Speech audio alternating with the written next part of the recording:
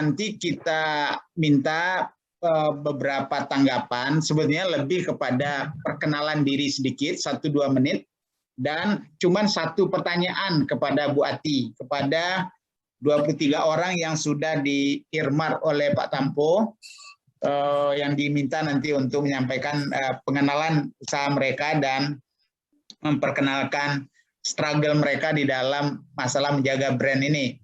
Dan nanti 1 pertanyaan.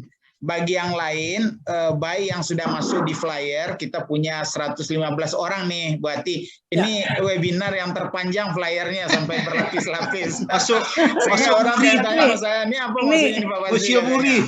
Ya, nah, ini pesertanya serius, ini bonek. Ya, makanya, jadi pesertanya punya serius harus masuk ke dalam flyer ya. Mulanya kita mau masukkan foto juga, tapi nampaknya puluhan flyernya kalau dengan foto. Nah, untuk beliau-beliau kita minta untuk memasukkan pertanyaannya dari chatting. Tapi kalau ada yang nggak bisa tidur nanti kalau nggak menanyakan, tapi belum masuk ke dalam 23 yang sudah di-earmark oleh Pak Tampo, tolong diberitahu apakah dengan raise hand atau ke Pak Tampo, nanti sesuai dengan waktu kita berikan kesempatan. Dan juga pada teman-teman yang lain, jangan ragu-ragu untuk memasukkan di chatting ya. Nanti chattingnya akan kita sampaikan juga kepada Bu Ati. Mudah-mudahan ada yang bisa dijawab pada pertemuan ini, paling tidak dalam kesempatan lain, atau kita akan coba telusuri nanti apakah jawaban Bu Ati ini bisa disampaikan kepada para penanya. Baik, Pak Tampo, ada administrasi kecil, masalah ketidiang tadi apa nih Pak Tampo? Baik, nanti saya taruh aja rekening situ ya. Iya, tulislah ketidiang. Dibuat aja di chatting siapa yang jadi mengisi ketidiangnya. Ini kan eksperimen juga. Belum ada orang tuh di webinar manapun. Sudah jutaan webinar saya lihat di dunia ya. Tidak ada yang chattingnya diisi dengan ketidiang. Nah, ini baru inovasi orang Minang ini ya. Inovasi orang Minang berketidiang ria sambil webinar ya. Dan kita bersyukur juga banyak yang hadir ya. Termasuk yang dari teman-teman dari luar negeri juga yang nanti akan berbagi dengan kita. Baik, dari Niati ada hal-hal sebelum kita mulai? 2 menit lagi? Iya, bagi saya sih udah. Jadi ini ya saya pada itu Ambo bicara sama Pak Tampo, ini apa nih? Awal ya. Awal ini kelas awal lah, ini kelas dasar ya, kelas PAUD. Jadi ini nanti serial lah ya, dari level serial ya, kan? Serial tematik ya, kita sesuai dengan apa ya kebutuhan dan juga offering dari Uniati dan juga nanti pengayaan dari yang lain-lain yang berdampingan dengan Uniati. Ya, jadi Pak Tampo disiapkan nanti kalau teman-teman ada saran, mungkin dibuatkan aja Pak Mas Rizal Google Form-nya. Ada enggak saran-saran topik apa yang teman-teman ini minta untuk pertemuan-pertemuan berikutnya? Dan kita pertemuan itu tidak harus rame-rame, tidak harus ratusan, puluhan pun juga bagus asal tepat ya. Dan mungkin nanti waktunya lebih concise, sekitar 2 jam lah. Tapi hari ini agak lama dikit ya, mohon maaf ya.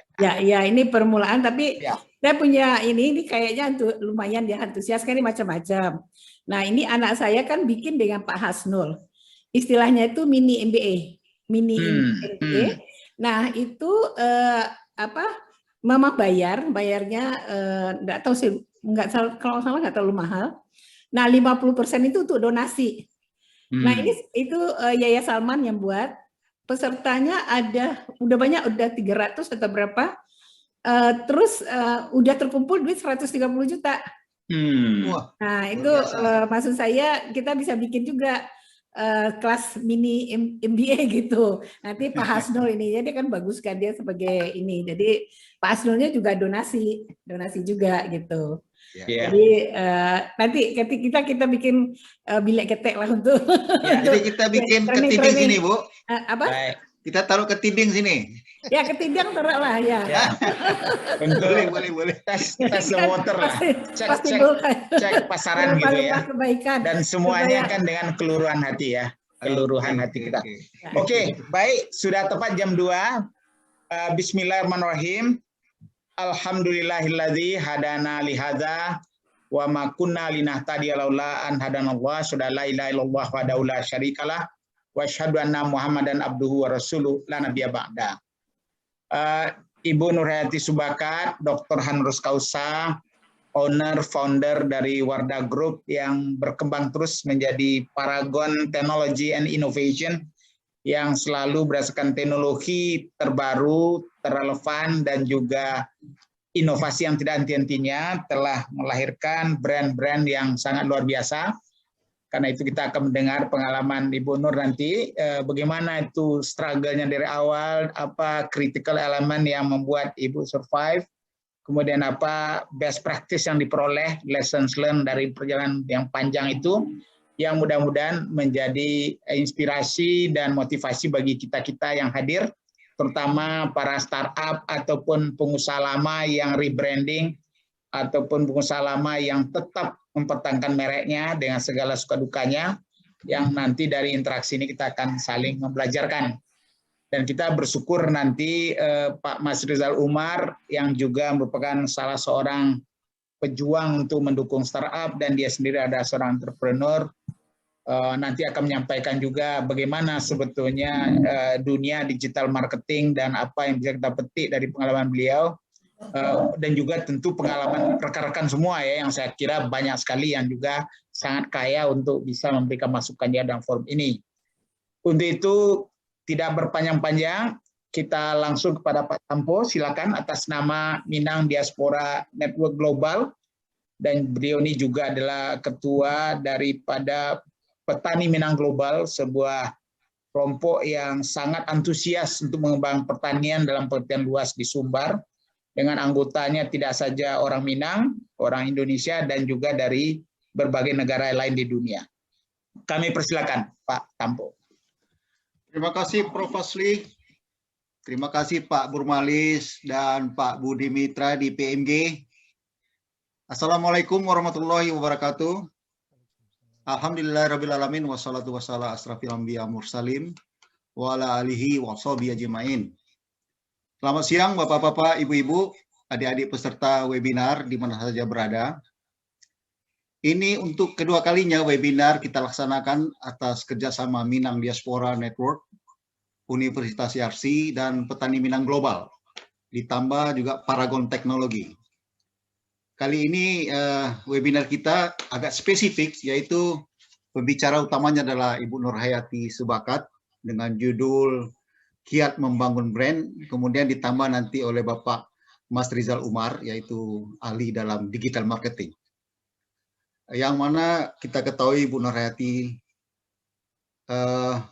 tak henti-hentinya memberikan kontribusi kepada masyarakat Minang khususnya dan Indonesia umumnya. Kali ini beliau ingin berbagi ilmu dan pengalaman kepada pelaku usaha kecil dan menengah, dengan harapan ke depan akan muncul pengusaha-pengusaha tangguh seperti beliau di era masa depan. Nah, ini sangat menarik karena ini adalah pengalaman beliau sendiri bagaimana membangun Wardah dari industri rumah tangga menjadi skala nasional dan skala internasional. Nah, mari ayo kita dengarkan dan berdiskusi di forum webinar ini. Demikian Pak Profesor Jalal, nanti ditambahkan lagi nanti. Demikian sambutan dari saya. Terima kasih. Wassalamualaikum warahmatullahi wabarakatuh. Waalaikumsalam warahmatullahi wabarakatuh. Terima kasih Bapak Insinyur Sarian Tampo. Beliau ini adalah seorang CEO multinational corporation ya, yang lama berkarir di Timur Tengah, di Qatar tepatnya, dan sekarang sudah kembali ke Indonesia, membawa pengalaman panjang dan juga jaringan yang luar biasa, yang mudah-mudahan nanti akan membantu baik masyarakat Minang dimanapun berada, pemerintah daerah Sumatera Barat, dan juga negara Indonesia, insya Allah. Baik, kita masuk pada acara inti kita, yaitu mendengarkan paparan dari Ibu Nurhayati Subakat. Saya katakan tadi, mungkin bagi yang belum tahu, dan nanti mungkin link kepada buku Uniati dimasukkan di chat nih, sehingga siapa yang masih belum tahu berminat membaca nanti kita bagikan terus ya. Dan tolong berikan juga kepada siapapun yang berminat, karena ini pengalaman yang sangat kaya ya. Beliau ini adalah putri Padang Panjang dan juga seorang lulusan Diniah Putri yang terkenal ya, yang menjadi pendidikan perempuan pertama di Indonesia yang pendidikan Islam modern, yang menginspirasi Syekh Imam atau Imam Besar Al-Azhar University waktu berkunjung ke Dinia, akhirnya dapat inspirasi, oh nampaknya di Al-Azhar perlu juga dibangun pendidikan untuk perempuan. Maka sesudah kunjungan ke Dinia lah Al-Azhar baru memperkenalkan pendidikan perempuan untuk Universitas Al-Azhar. Itu adalah jasa dari Encik Rahmah El Yunusiah, gurunya dari Uniati.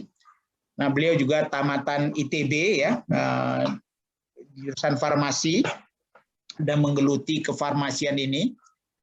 Dari karir profesional beliau pernah di Rumah Sakit Umum M. Jamil, di apotik, di perusahaan besar ya, multinasional juga. Akhirnya bertekad untuk membangun sendiri kemandirian, menjadi entrepreneur pada saat orang tidak biasa menjadi entrepreneur, berjuang daya tubangun, berkeringat, berdarah-darah kata orang, tapi dengan keyakinan, kesungguhan, dan juga kepada mohon ridho pada Allah, beliau akhirnya menjadi seorang pengusaha yang sangat sukses, bukan saja sukses di Indonesia, sukses di dunia, menjadi perbincangan di forum-forum manajemen dunia, termasuk di Harvard Business School, termasuk salah satu case study yang saya tahu yang dibahas untuk calon-calon MBA dari Harvard University. Karena itu beliau pantas sekali untuk kita dengar, dan di atas segala-galanya saya yang terharu adalah passion beliau untuk membantu orang lain. Membantu orang lain, baik pengusaha-pengusaha yang mencari-cari peluang jatuh bangun ya, membantu kebutuhan sosial, bencana, anak yatim ya, pendidikan, dan terutama membantu para penderita COVID ya, dari berbagai deraan COVID pada waktu awal-awal COVID ini terjadi. Jadi untuk itu wajar kita terima kasih banyak pada Uniati. Beliau membanggakan sebagai perempuan atau Padusi Minang, pengusaha Indonesia yang membanggakan bangsa kita, dan tetap tidak lupa dengan akarnya bahwa dia adalah seorang perempuan Minangkabau yang selalu menjangkaukan tangan kepada anak kemenakan, cucu ya, sebagai garis matrilineal, dan perasaan ini terasa terus kalau kita berhubungan dengan Uniati. Kami persilakan Uniati. Baik. Terima kasih Prof. Fazli. Bismillahirrahmanirrahim. Assalamualaikum warahmatullahi wabarakatuh. Waalaikumsalam. Ya, ini ya alhamdulillah ya kita bisa ketemu nih seperti ini. Jadi saya langsung saja ya ke materi. Jadi berbagi pengalaman bagaimana membangun brand. Ya, lanjut slide berikutnya. Ya, ini brand-brand kami ya, Wardah, Makeover, Imina, dan KAF. Sebetulnya ada brand satu lagi, itu Putri, brand yang pertama. Ya, lanjut slide berikutnya. Nah, di sini saya mungkin berbagi sedikit ya bagaimana memulai menciptakan suatu brand gitu ya. Jadi kalau awal-awal itu memang kita mulai dari penjualan yang kecil ya. Kemudian ya biasanya dengan penjualan yang kecil ya cost-nya secara cost efektif berarti dia secara cost ratio dia cost-nya naik tinggi. Jadi biasanya ya belum ada profit gitu ya. Pengalaman saya waktu itu ya sekitar 6 bulanan lah. Tapi itu tergantung sebetulnya sih kita bergerak di mana. Makanya saya bilang sama Pak Tampo nanti mulai dari kecil, mulai dari 1M, mulai dari 10M itu kan beda-beda ya caranya gitu. Nah di sini saya akan cerita mulai dari kecil ya. Jadi kemudian tumbuh dia kemudian ya setelah tumbuh dia akan cost-nya otomatis akan turun dan kemudian sudah ada profit. Nah, kemudian dia mulai mature. Nah, ini juga kita harus hati-hati jangan sampai berada di zona nyaman gitu ya. Ya memang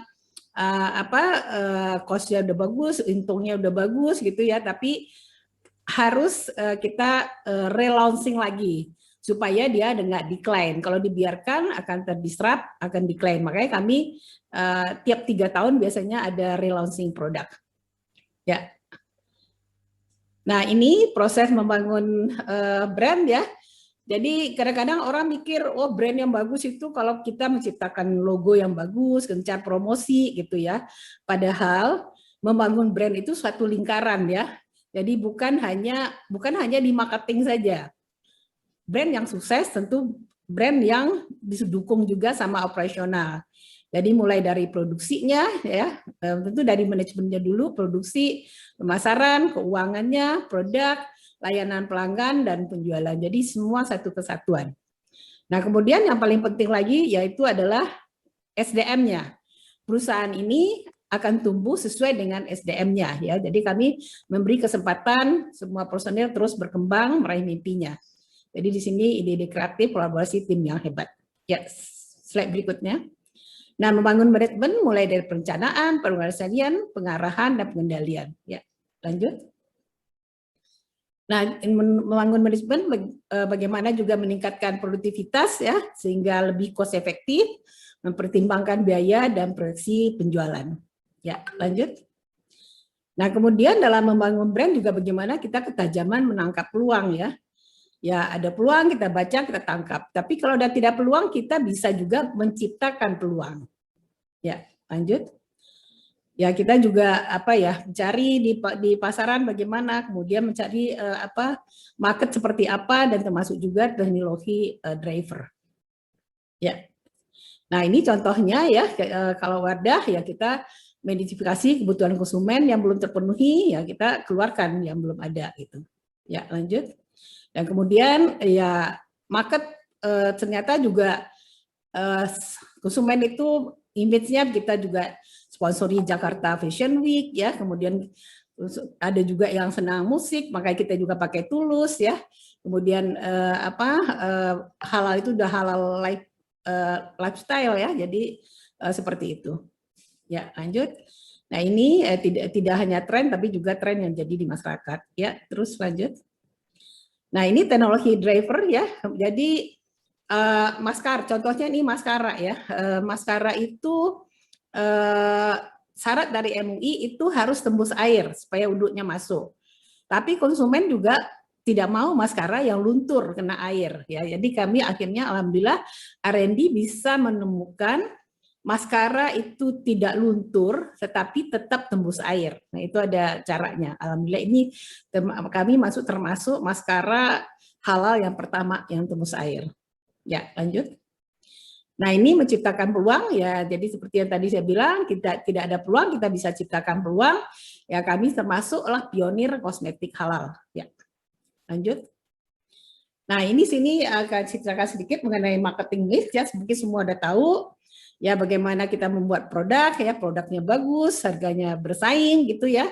Kemudian juga tentu ada tempat, tapi sebetulnya tergantung kita. Kalau zaman sekarang karena zaman digital, nanti Pak Mas Rizal lebih menginikan, ya, promosi itu juga bisa kecil, bisa besar. Nah, mungkin sedikit sebelum sedikit saya ini kan untuk promosi sekarang kan memang promosi itu bisa lewat TVC, bisa lewat digital. Kalau kita mulai dari kecil, kita bisa lewat digital. Biasanya kami kalau produk-produk baru kita launching dulu di e-commerce. Nah, setelah membesar baru kita ke semua gitu. Jadi harus bertahap. Ya, lanjut. Nah, P yang kelima itu ini saya merasakan ini tidak kalah penting dari 4P tadi, ya, adalah pertolongan Allah Subhanahu wa taala, ya. Jadi sepandai-pandai kita pasti ada yang kita menemukan kesulitan, ada sesuatu yang di luar kendali kita, ya semua ya tentu kita serahkan pada Allah. Jadi saya merasakan yang penting kita selalu ikhtiar dan berdoa, insya Allah ada kemudahan dari Allah. Nanti saya ceritakan. Ya, lanjut. Dan tentu mengasah kemampuan dan eksekusi, kerja keras, pantang menyerah, harus detail, ya, tidak kompromi pada hasil akhir, disiplin dan perfect. Ya. Nah, ini saya cerita sedikit mengenai transformasi Wardah, apa yang dikerjakan sama tim, ya. Lanjut. Nah, ini dulu yang waktu zaman saya, ya, Wardah, sebelah kiri, itu waktu itu pakai Marisa Haq, ya, jadi bisa dilihat desainnya seperti apa. Nah, kemudian ini setelah di launching di 2009, kita adakan kelihatan lebih modern. Ya, lanjut. Nah, ini juga yang baru, terus lanjut lagi, ini pabrik yang baru, ya, lanjut. Nah, ini ruangan R&D kami, ya, terus. Nah, ini contohnya juga, ya, seragam dari beautician, bisa dilihat di kiri atas, ya, itu warnanya seperti apa, modelnya. Nah, kemudian diperbaharui, ya, seperti ini, jadi lebih eye catching dan lebih modern gitu ininya. Ya, lanjut. Ya, terus jadi banyak sekali orang ngasih tahu, oh Wardah tuh sukses karena satu-satunya halal gitu. Nah ini tim mengeluarkan lagi Emina tanpa ada, sebetulnya ini halal tapi kita tidak mempromot sebagai halal gitu ya. Nah alhamdulillah juga ini sukses gitu ya. Ya lanjut. Nah ini juga yang profesional kosmetik ya itu makeover, alhamdulillah juga sukses. Ya lanjut. Nah ini Putri yang produk yang kami yang pertama. Nah sekarang lagi di relaunching kembali. Nah itu ternyata bisa naik lagi. Ya lanjut. Nah sini saya cerita perjalanan sejarah Paragon ya. Terus ya di dalam 36 tahun dan perjalanan kami menemukan sering sekali ada yang nulis ya fenomena wadah gitu. Apa sih yang terjadi dengan wadah gitu ya? Nah ada 5 value yang kami gali di Paragon ini, yaitu adalah ketuhanan ya. Dengan ketuhanan tentu di sini adalah integritas ya, tanggung jawab, percaya, optimis setiap kesulitan. Insya Allah ada kemudahan. Nah mungkin saya akan sedikit menginginkan dengan ketuhanan ini untuk para pemula ya. Sebetulnya kalau kita selalu menjaga integritas, modal itu biasanya datang sendiri, ya itu yang saya rasakan. Nah kadang-kadang kita suka kelupaan gitu ya, menjaga integritas kita gitu ya. Jadi kata anak saya tuh sebelum kita bangun brand, kita membangun brand diri kita sendiri ya. Brand diri kita orang apa? Ya pasti oh dia orang yang dipercaya gitu kan. Dia orang yang bertanggung jawab. Nah itu yang sangat penting. Yang kedua adalah kepedulian. Ya, kepedulian itu bagaimana kita bermanfaat hidup untuk orang lain, ya bagaimana kita berkolaborasi. Yang ketiga adalah kerendahan hati, ya maksudnya kita jangan sampai sombong, merasa paling hebat ya. Kita harus selalu kurang. Bukan kurang harta, maksudnya kurang ilmu. Jadi kita harus belajar terus-menerus dari siapa saja dan di mana saja. Yang keempat adalah ketangguhan, ya grit ya, jadi tentu disiplin, tekun dan ulet. Yang kelima adalah inovasi. Ya, lanjut. Nah, ini saya cerita bagaimana membangun usaha ini 36 tahun yang lalu, mulai dari home industry dengan 2 orang karyawan, jadi industri rumah tangga, itu juga asisten rumah tangga 2 orangnya. Alhamdulillah sekarang sudah menjadi industri kosmetik terbesar di Indonesia. Dan karyawannya udah di atas 10.000, luas pabrik 20 hektar, ini termasuk yang industri lokal yang terbesar saat ini di Indonesia. Dan punya distribution center sudah 41 sebetulnya sekarang. Salah satunya ada dari Malaysia dan tahun lalu alhamdulillah kita sudah nomor 3 di Malaysia. Ya, lanjut. Nah, saya kenalkan tadi udah dikenalkan sama Prof Asli ya. Saya berasal dari Padang Panjang, anak keempat dari 8 bersaudara. Karena pas saya kenalkan latar belakang keluarga ini, karena saya merasakan 5 value yang tadi itu saya dapatkan dari keluarga. Jadi Bapak saya adalah seorang pedagang dan beliau juga ketua Muhammadiyah Padang Panjang. Beliau salah satu sangat sosial ya, itu yang menginspirasi kami sampai saat ini. Dan beliau itu seorang yang visioner ya. Tahun 60-an sudah menyampaikan IPTAK dan IPTEK ya, di mana kita tahu Pak Habibie baru menyampaikan tahun 90-an. Jadi kami semua perempuan tuh masuk di pesantren Diniyah Putri, kemudian masuk SMA. Dan tapi beliau meninggalkan kami waktu saya masih SMP, masih di Diniyah Putri, yang luar biasa juga almarhumah ibu kami. Beliau orang tua tunggal dengan 8 anak. Alhamdulillah bisa mengantarkan semua anaknya ke perguruan tinggi. Kami dari 8 bersaudara, 6 orang alhamdulillah adalah alumni ITB. Satu kata yang selalu diingatkan sama ayat lah yang disampaikan oleh ibu saya, kita nggak usah khawatir, setiap kesulitan insya Allah ada kemudahan. Itulah yang menginspirasi kami sampai saat ini. Ya lanjut. Nah ini perjalanan perusahaan ya, tadi sudah diterangkan. Betulnya saya kenapa saya yakin betul ketuhanan itu sangat penting ya. Jadi saya waktu lulus terbaik, tadinya mau jadi dosen, daftar jadi dosen nggak diterima jadi dosen. Jadi malah pernah kerja di apotik, pernah kerja di rumah sakit umum Padang, pegawai honorer ya. Kemudian menikah, kemudian balik lagi ke Jakarta. Saya daftar lagi ada satu apotek di Kampung Melayu, juga nggak diterima. 1 minggu habis itu saya alhamdulillah diterima di suatu industri kosmetik multinasional, di mana gajinya 4 kalinya apotek tadi. Nah di sini saya merasakan ternyata Allah menguji kita, ternyata Allah kita nggak tahu rahasia Allah di balik itu gitu ya. Nah dengan singkat kata saya bekerja di sana selama 5 tahun, dan kemudian sebetulnya sudah nyaman di sana, tapi tiba-tiba ada bosnya yang kurang nyaman, ya saya mundur. Nah kemudian dengan pengalaman dan ilmu yang ada, saya dengan inovasi, makanya perlunya inovasi, saya modifikasi formulanya. Saya akhirnya menemukan suatu formula di mana kualitasnya tidak jauh beda dengan tempat yang saya bekerja, dan harganya ya hampir sekitar 50%-nya lebih murah. Nah itulah dasar sampai sekarang produk kami. Bagaimana produk ini tim kami mengerjakan formula kualitasnya mirip dengan produk luar, tapi harganya lebih murah, jauh lebih murah. Inilah alhamdulillah itu berkembang. Nah tahun 90 saya dapat ujian cukup berat, mungkin lebih berat dari sekarang, kebakar habis ya. Tadi kan itu industri rumah tangganya. Kondisinya minus. Kenapa minus? Saya punya utang sama supplier, dan piutang itu fakturnya banyak yang kebakar, sehingga banyak toko-toko yang nggak mau bayar. Dan kemudian tapi saya waktu itu karena walaupun kebakar, saya bilang sama supplier saya tetap mau bayar. Jadi di sini yang saya rasakan ya, kenapa saya putuskan bangkit kembali, itu adalah karena peduli terhadap karyawan, walaupun waktu itu baru 25 orang, dan peduli terhadap utang. Nah ini mungkin saya sedikit ya, kadang-kadang ada beberapa kita ya saya ketipu, saya kayak ini, akhirnya nggak bayar utang. Saya bilang saya kebakar saja selalu bayar utang gitu ya. Jadi utang itu memang sesuatu yang tanggung jawab kita, itu saya rasakan. Nah dengan kepedulian itulah saya rasakan sebetulnya kalau saya tutup waktu itu tidak ada masalah, karena suami masih bekerja dan beliau juga gajinya juga lebih dari cukup. Nah karena peduli terhadap orang itu, saya bisa bangkit kembali. Ya, saya rasakan banyak pertolongan Allah waktu itu, karena menjaga kepercayaan dari supplier, minta 5 sak malah dikasih 10 sak.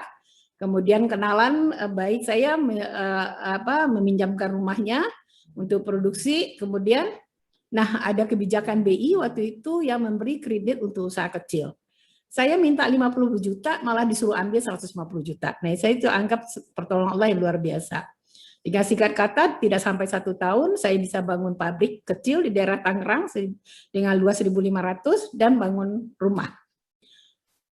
Ya, terus berkembang. Tahun 95 saya kedatangan tamu dari pesantren mengasih ide kosmetik wadah. Jadi ide itu sebetulnya bisa saja dari orang lain ya. Nah, tapi itu juga nggak langsung sukses sebetulnya, karena dijual ke pesantren, santri nggak pakai kosmetik ya. Kemudian saya juga belum punya pengalaman waktu itu, boleh dikatakan gagal lah waktu 95. Bagi saya tidak ada kata berhenti, saya coba lagi iklan di harian terbit. Kenapa iklan di harian terbit? Karena harganya murah, karena nggak terlalu terkenal ya. Tetapi saya anggap itu pertolongan Allah lagi. Saya menemukan ada 2 perusahaan waktu itu, mereka jual dengan multi level syariah, direct selling gitu ya. Alhamdulillah juga berkembang. Nah tahun 98 seperti kita ketahui ada krisis ekonomi, banyak pengangguran, banyak yang bergabung di multi level.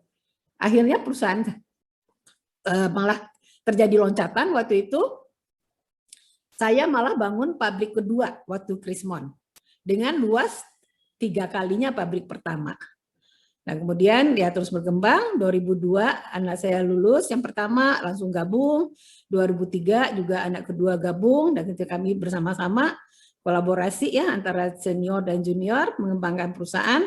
Jadi tadinya itu adalah banyak B2B ya, kemudian kita coba jual langsung ke toko-toko. Dan kemudian tahun 2004 itu terjadi penurunan lagi ya, itu kesalahan dari multi level syariah yang kita supply. Dan kemudian tapi 2005 kita bisa dapat lagi multi level dari Shopee Martin. Jadi dari perjalanan tadi kita lihat bagaimana kita selalu berusaha. Alhamdulillah banyak kemudahan dari Allah. Nah, tahun 2009 relaunching Wardah tadi saya liatin ya di Permodern. Nah, seperti kita ketahui 2009 hijaber booming. Jadi momennya pas. Satu-satunya kosmetik yang menjawab kebutuhan hijaber adalah Wardah. Sehingga terjadi loncatan. Sehingga kami sudah bisa iklan di TV. Dan kemudian penjualannya malah naik, pernah 100%, pernah 130% gitu. Nah, kemudian keluar lagi makeover, 2011 ganti nama ya dari Pusaka Tradisi Ibu menjadi Paragon Teknologi Innovation. Nah, 2014 keluar lagi Emina untuk yang remaja. Ini pun juga momennya pas karena satu-satunya kosmetik yang menjawab kebutuhan milenial adalah Emina. Ya tadi saya share di grup ya gimana waktu kita ada promo itu sampai antrinya sampai padat gitu ya. Kemudian 2017 kita launching lagi shampoo karena ini bersaing dengan perusahaan besar memang rada agak sulit ya. Kemudian 2018 keluar lagi Isa Perfect yang premium untuk dekoratif. 2019 keluar lagi Kristalur yang skincare yang premium, alhamdulillah juga disambut. Nah, 2020 di tengah COVID, alhamdulillah tim masih bisa mengeluarkan lagi launching brand baru adalah KAF. Nah, mungkin ada yang bertanya, ini KAF kenapa nggak dipromot ya? Karena ini baru launching, jadi kita baru jual lewat e-commerce. Tapi dalam tahun ini, insya Allah kita akan masuk ke modern market. Dan mungkin sedikit saya cerita untuk masuk ke modern market itu biaya cukup mahal karena ada listing fee. Nah, listing fee untuk Alfamart itu 1 SKU adalah 1 M karena kita harus masuk di 15.000. Kemudian juga di Indomaret gitu ya. Dan kemudian kalau kita udah masuk minimarket kita harus iklan. Nah, itu yang berat. Jadi kami rasakan waktu launching shampoo, waktu langsung besar, itu kami malah rugi waktu itu. Nah, akhirnya ya dengan pengalaman itu kami habis itu hati-hati, tidak ada produk yang kita launching langsung besar gitu. Kita launching secara bertahap. Ya, lanjut. Slide berikutnya. Nah, satu lagi ya tadi kolaborasi ya. Ini mulai 2016 perusahaan tuh udah sangat besar. Kami sendiri udah overheat lah maksudnya ya. Udah tidak mampu menjalankan perusahaan ini. Ya alhamdulillah ini yang saya rasakan juga perlunya kita silaturahmi dan pertolongan Allah juga yang saya rasakan. Tahun 2016 akhir saya acara Koncolamo pulang ke Padang Panjang ya. Saya ketemu sama sudah kenalan sebetulnya yang dimana suami beliau itu puluhan tahun bekerja di multinasional dan sudah pensiun. Akhirnya saya panggil Om sama mereka, Om bisa bantu nggak? Ya alhamdulillah sekarang pun mereka bantu. Kita udah 4 tahun di bawah dibimbing sama konsultan yang kerja puluhan tahun di multinasional. Dan kemudian sudah bergabung juga di sini cukup banyak ya yang bergabung tingkat direktur dan manajer yang mereka sudah berpengalaman di multinasional yang mereka bilang mereka hijrah gitu ya. Nah, ini yang saya anggap mereka hijrah di saat yang tepat gitu ya. Sehingga terjadi kolaborasi apik antara anak muda yang memiliki drive tinggi ya. Di sini kita banyakkan fresh graduate ya dengan tenaga profesional memiliki value yang sama dengan kami sehingga terbentuk istilahnya Paragon Corporate Startup. Perusahaan berkembang seperti startup tapi tetap profesional. Ya, lanjut. Nah, ini yang pencapaian dari tim ya, dari itu super brand itu biasanya malah top brand itu sampai hampir semua kategori kami dapat gitu. Ya, lanjut. Nah, ini juga di 2016 ya di suatu seminar di Paris Euromonitor menyampaikan kalau Wardah adalah global fast growing brand nomor 6 di dunia. Ini pertama kali brand Indonesia masuk dalam kancah ini.